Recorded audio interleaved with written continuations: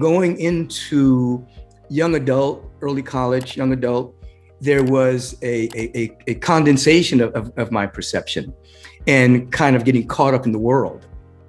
And in many ways, one, I was very revolutionary and wanted to change the world by any means necessary. And I'll always remember sitting in a meeting. I was a propaganda commissioner for this powerful revolutionary meeting organization. And I remember sitting in this meeting, and as the meeting was about to commence, someone behind me said, "If you were to take over the world tomorrow, would it be any different?" So I looked around and there was nobody there. And so I thought that was a bit odd, but so we continued the meeting. And then the voice said it again. "If you were to take over the world tomorrow, would the world be any different?" And I realized that the voice was coming from within me. And I looked around the room and I could see the egoic pathology of all of us in this meeting. I could see one individual was territorial, one individual always had to be right, one individual, was very combative all the time. And I could see all of this pathology in the room. And I realized the world's not going to be any different if we were to suddenly take it over. And I left the meeting. I never went back. I didn't have anything to replace that revolutionary verve with at that moment. I'd just been attending Morehouse College, and I transferred to USC as a psychobiology major. I was on a path to go to med school. And there I was financing my tuition into USC by selling cannabis sativas way before it was legal. And so that's a whole nother world I was involved in. And I started to have a series of inner experiences that, because I was in the psychology department, I labeled these experiences pathological. I was hearing things, I was seeing things that weren't there, I was traveling. There was so much going on. And since I did not have any formal spiritual practice, I basically thought that I was suffering from something. Ultimately, an awakening occurred. I was killed in a lucid dream. And when I came out of it, I could see that I was surrounded by such beauty and love of the presence of God surrounding me. The love was and is beyond anything I'd ever experienced in my life. The beauty is beyond anything of any description.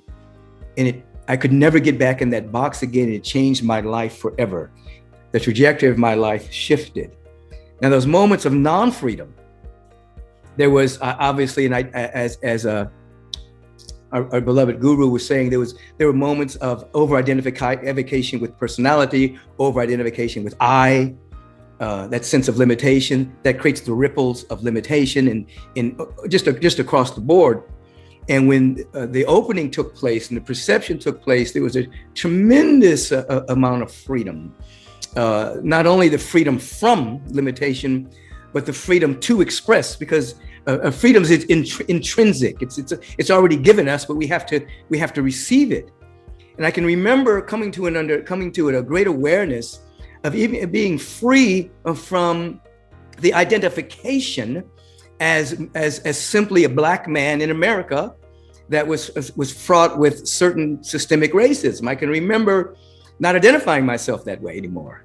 It was that I appreciate and love my incarnation as a man. I love my incarnation as a man of color, but my identification was more of an individual that emerged from the eternal. So therefore, my relationship to the universal law changed. I was no longer under the law of the world, no longer a law of how people thought about me, no longer under the law of people's perception about me. I came under the law of the eternal, of which I still live to this day. Appreciate the lampshade, appreciate the incarnation, love it, but I operate under a different law. I operate under the law of a being that knows that he has emerged from the eternal. So that's a tremendous freedom that I feel, that when I walk into a room, I'm actually aware of the presence of God and what God is thinking about me, which is intelligence and beauty and love, not what anyone else may be thinking. I don't live in the world. I don't live in that world. I'm not blind to that world. I just don't live in that world. Now that's tremendous freedom that I seek to assist others to come into, whether they are overly identified with themselves as a woman, or a black man, or whatever the lampshade is. The light that's in the lampshade is what we are. And through spiritual practice and through insight and revelation, we become more and more identified with the luminosity, and we appreciate the lampshade so that the luminosity can shine through it.